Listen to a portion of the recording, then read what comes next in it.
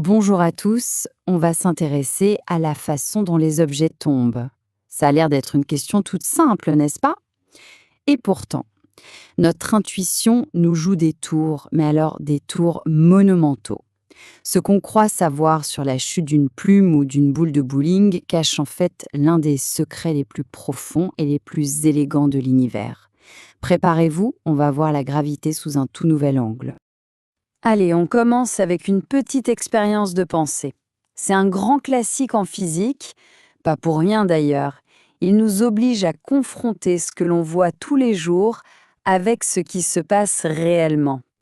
La question est simple, on dirait presque une devinette. Qu'est-ce qui tombe le plus vite? Une boule de bowling ou une plume? Instinctivement, la réponse semble évidente, pas vrai? On a tous en tête l'image d'une feuille qui plane doucement, alors qu'un caillou, lui, file droit vers le sol. Et oui, cette intuition, elle vient de milliers d'observations qu'on fait depuis qu'on est né. Un objet lourd atterrit avant un objet léger. C'est un fait de notre expérience de tous les jours. Sauf que voilà, en physique, ce qu'on voit n'est pas toujours toute l'histoire. Et c'est là que ça devient vraiment intéressant. Parce que si notre intuition nous trompe, c'est qu'il y a un coupable, un adversaire invisible qui vient complètement fausser les règles du jeu, du moins ici, sur notre planète. En réalité, sur Terre, un objet ne fait jamais une chute libre au sens propre. C'est plutôt un combat. D'un côté, il y a la gravité, son poids, qui le tire inexorablement vers le bas. Et de l'autre, il y a l'air, notre atmosphère, qui le freine, qui s'oppose à sa descente.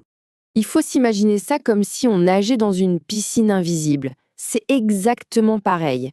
Une feuille de papier bien à plat doit pousser une énorme quantité d'air pour pouvoir descendre, alors qu'une boule de papier bien compacte, elle, va fendre l'air beaucoup plus facilement. La résistance de l'air dépend donc énormément de la forme de l'objet. D'accord, alors la question devient, comment peut-on observer la vraie nature de la chute sans cet air qui vient tout gâcher? Eh bien, les scientifiques ont une idée aussi simple que brillante. Si l'air est le problème, il suffit de l'enlever. Et ça nous amène à la fameuse expérience du tube de Newton. Regardez bien. Dans le tube de gauche, rempli d'air, on a le scénario classique. La bille arrive bien avant la plume. Pas de surprise. Mais maintenant, regardez à droite. On a fait le vide. On a pompé tout l'air. Et là, c'est juste magique. La bille et la plume tombent en parfaite synchronisation. Elles touchent le fond pile au même moment. C'est ça, la grande révélation. La conclusion est là, spectaculaire. Une fois qu'on les libère de la résistance de l'air, tous les objets, sans exception, peu importe leur masse, peu importe leur forme, tombent exactement de la même manière. Ça, c'est la chute libre, la vraie. On peut donc poser la définition scientifique. La chute libre, la vraie, c'est la situation idéale où la seule force qui agit sur un corps, c'est son poids, c'est-à-dire l'attraction de la planète et rien d'autre. Bon, maintenant qu'on a vu le phénomène, on va s'attaquer au pourquoi. Parce que derrière cette observation se cache une des démonstrations les plus simples et franchement les plus belles de toute la physique. Alors, le raisonnement est hyper puissant. D'abord, on part du fait que la seule force est le poids. Et le poids, c'est la masse m de l'objet fois g, l'accélération de la pesanteur. Ok. Ensuite, on se rappelle de la deuxième loi de Newton. La force, c'est la masse fois l'accélération, m fois a. Comme la seule force en jeu est le poids, on peut dire que m fois g est égal à m fois a. Et c'est là que tout se joue. On a la masse m de chaque côté de l'égalité, du coup, on peut simplifier. Les masses s'annulent. Et qu'est-ce qui nous reste? A égale g.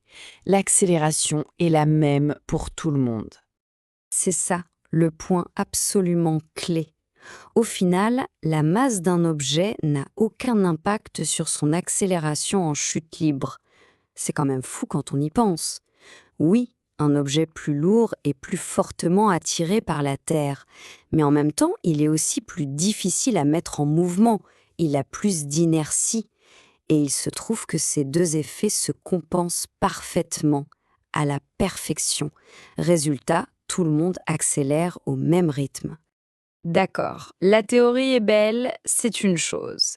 Mais est-ce que ça tient la route quand on regarde des exemples bien concrets? Allons voir. Évidemment, dans la vie de tous les jours, on ne vit pas dans un tube à vide. Mais on peut quand même s'approcher de la chute libre. Comment? Eh bien, en choisissant des objets très denses et avec une forme qui fend bien l'air. Une bille d'acier ou cette fléchette, par exemple. Pour ces objets, la résistance de l'air devient tellement petite par rapport à leur poids qu'on peut faire comme si elle n'existait pas. C'est une excellente approximation. Mais bon, une approximation, ça reste une approximation. Pour la preuve ultime, la démonstration irréfutable, il faut aller dans le laboratoire parfait, un endroit où il n'y a tout simplement pas d'air. Et ce laboratoire parfait, on y est allé. C'est la Lune. Ce graphique, attention, ce n'est pas une simulation. Ce sont des données réelles enregistrées lors d'une des missions Apollo. On voit que la vitesse augmente de façon parfaitement linéaire. Cette ligne droite, c'est la signature visuelle, la preuve par l'image d'une chute libre parfaite. Et en physique, quand on a un graphique de la vitesse en fonction du temps, l'accélération, c'est tout simplement la pente de cette droite. Et si on la calcule à partir des données des astronautes, on obtient ce chiffre, environ 1,6 mètres par seconde au carré. C'est la valeur de l'accélération de la gravité sur la Lune, mesurée en direct. Pour se faire une idée, comparons. Sur Terre, cette valeur est d'environ 9,8 mètres par seconde carrée.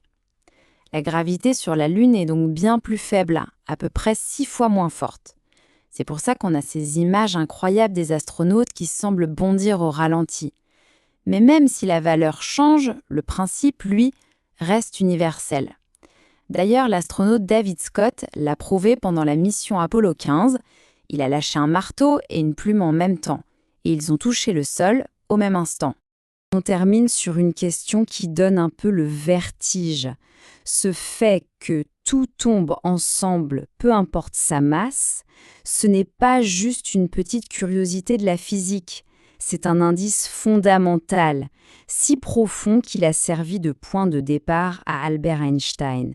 C'est ce qu'il a mis sur la piste de son idée la plus révolutionnaire. Et si la gravité n'était pas une force, mais la courbure même de l'espace et du temps? Mais ça, c'est une toute autre histoire. Merci d'avoir suivi cette analyse.